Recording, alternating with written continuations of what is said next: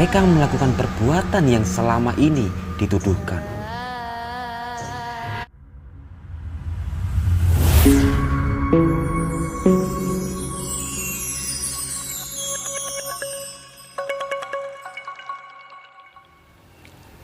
Sebuah kisah tentang paman yang dituduh mesum dengan keponakannya. Paman ini bernama Paidi dan keponakannya bernama Susi. Paidi adalah sosok orang yang baik hati dan ramah, juga suka menolong. Paidi mempunyai keluarga yang harmonis. Hidupnya pun juga berkecukupan. Paidi sangat menyayangi keluarganya. Berbeda jauh dengan Susi. Susi adalah gadis pendiam. Kehidupan Susi sangatlah berantakan.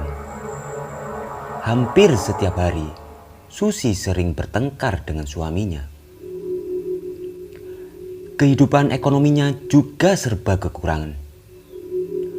Mungkin karena Susi menikah di usia muda yang masih belum bisa menahan egonya. Rumah Paidi berdampingan dengan rumah Susi.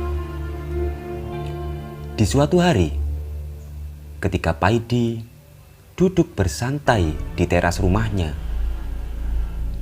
di sisi lain, Susi sedang menyapu halaman.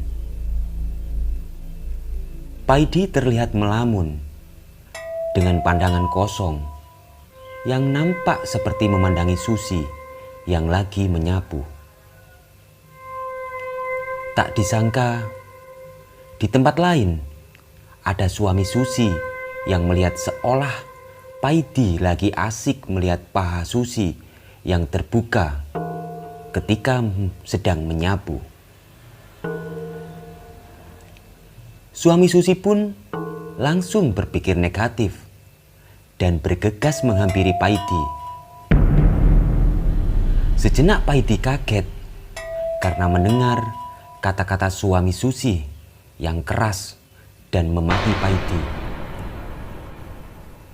Suami Susi menuduh Paidi berpikir kotor. Meski Paidi memberi alasan, namun tetap saja kalah. Terdengar suara ribut. Istri Paidi pun keluar dan melerai. Kemudian menyeret Paidi masuk ke rumah. Istri Paidi pun lebih percaya alasan suaminya daripada tuduhan suami Susi. Di sisi lain, Susi bertengkar heboh dengan suaminya yang sama-sama tak mau mengalah. Sampai terdengar dari rumah Paidi suara lemparan gelas dan piring pecah. Hari demi hari, dua rumah yang berdekatan juga masih bersaudara itu terlihat tidak rukun. Tapi Paidi masih bersikap baik kepada Susi, keponakannya itu. Paidi juga masih sering memberi makanan kepada Susi karena Paidi kasihan dengan kehidupan keseharian keluarga Susi yang serba kekurangan.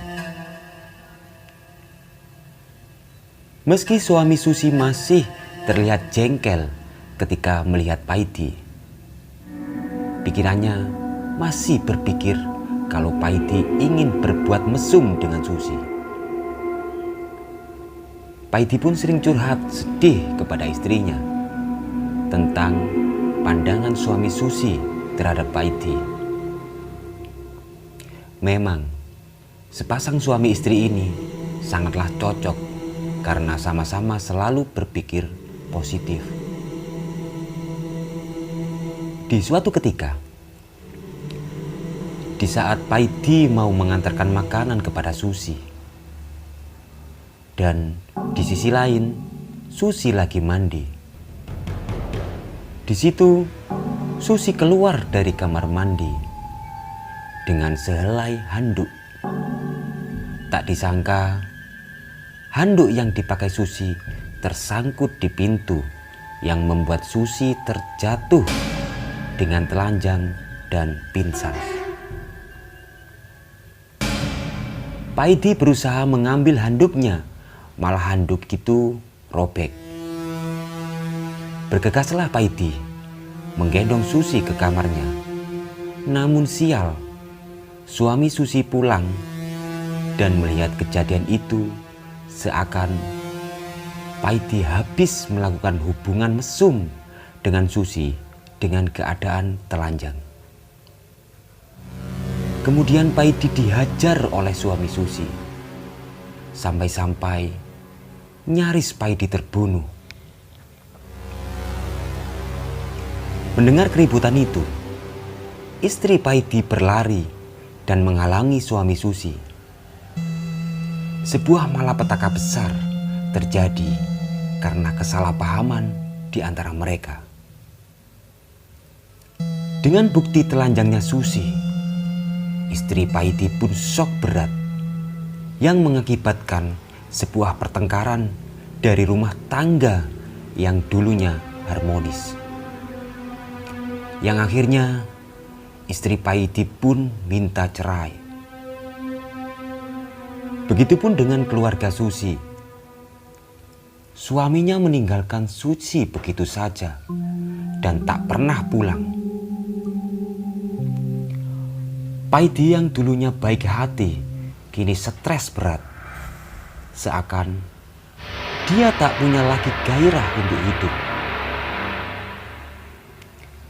Seminggu kemudian, Susi mendengar kalau suaminya meninggal karena kecelakaan. Apalah daya Susi, si gadis pendiam kini menjanda. Begitupun Paidi yang juga menjadi duda.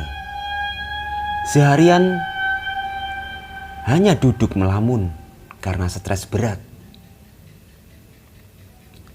Di suatu ketika, di saat Paidi duduk sendiri, Susi menghampiri Paidi. Susi meminta maaf kepada Paidi karena dia tak bisa memberi alasan yang benar tentang kejadian itu. Paidi pun hanya tersenyum melihat Susi. Susi mulai mendekati Paidi dan menaruh kepalanya di pundak Paidi sambil menangis. Sampai beberapa saat kemudian, hasrat bercinta muncul yang akhirnya mereka melakukan perbuatan yang selama ini dituduhkan. Sampai beberapa bulan kemudian, Susi pun mengandung anak dari Paidi. Mantan istri Paidi yang mau datang untuk meminta balikan malah semakin benci dengan Paidi karena melihat kejadian itu. Warga yang tahu kejadian itu, akhirnya Paidi dan Susi diusir dari desa itu. Sungguh malang nasib Paidi, karena tak semua niat baik akan menjadi baik kalau salah penempatannya. Semoga kita semua, termasuk orang-orang yang memahami dulu suatu masalah dan tidak harus mudah menyimpulkannya,